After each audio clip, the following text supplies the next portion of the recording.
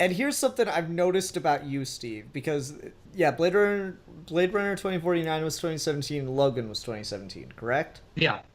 Okay, your two favorite films from 2017, you had absolutely no interest in seeing and thought they were going to be either pointless or bad. Yep. This is accurate. It's completely accurate. Please go into that because I find that interesting.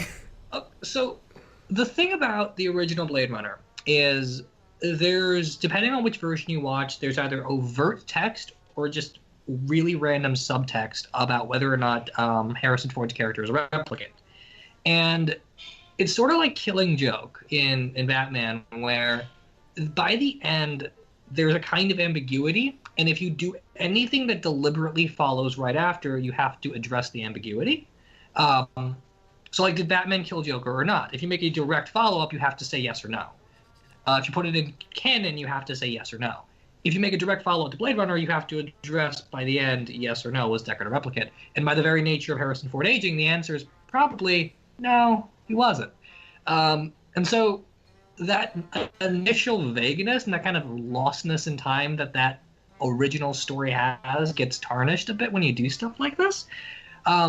However, part of what I really like about this is it addresses that ambiguity head on, and it makes it say it doesn't matter. Like, one of Harrison Ford's first lines is when Ryan Gosling's talking about the dog, he's asking if the dog's synthetic or not, and Harrison Ford's just like, you have to ask it. Yep. Like, that's the movie, right? Like, do androids dream of electric sheep? Yes, they do.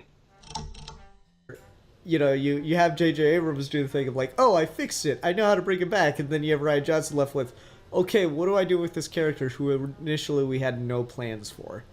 Well, here's the archetype he's following.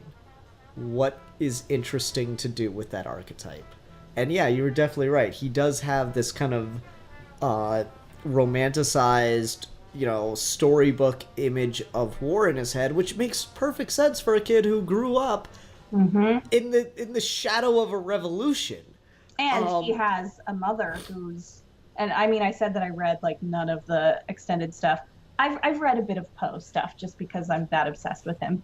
But like his mother was a war hero as well, and so he has that sort of. Poe was conceived on the night that the second Death Star blew up. I mean, like, Jesus Christ, right?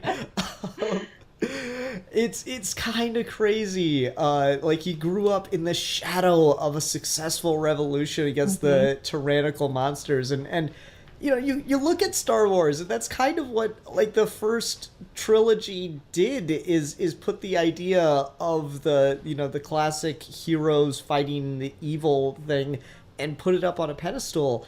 And so Poe is that kid who grew up loving Star Wars. Literally. Riddler's one of those characters who, again, he's so such an open book because all he really has to define him is a gimmick, right? So you can do a lot with him. So I quite like their portrayal of Riddler here.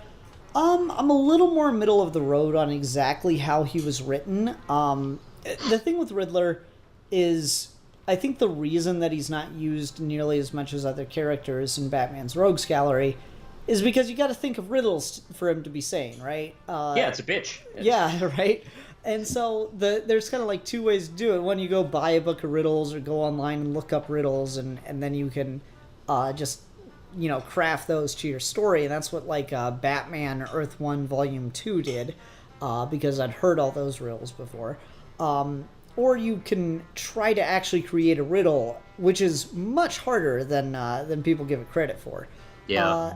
I will say I've never heard any of the riddles that they used here. That doesn't mean that they don't already exist online, and I didn't have the time to go research them. But I generally liked the riddles they used. It's just a matter of, like, I don't see how you could make the connection that he's trying to get across. Yeah. Like, the answer to the first riddle is A, as in aerosol. I'm like, yeah, but it could also literally be anything else that starts with A. And so that's a little bit on the weaker side. Whereas if you had some kind of, where the answer was poison or the answer was aerosol, that could work a little bit better, and it might require more legwork to find the way to get a riddle across like that. The second riddle they had him do, though, where the answer was Zaz, that felt specifically written for this, and it felt like a very natural conclusion to draw from it. Yeah. That one I liked quite a bit more.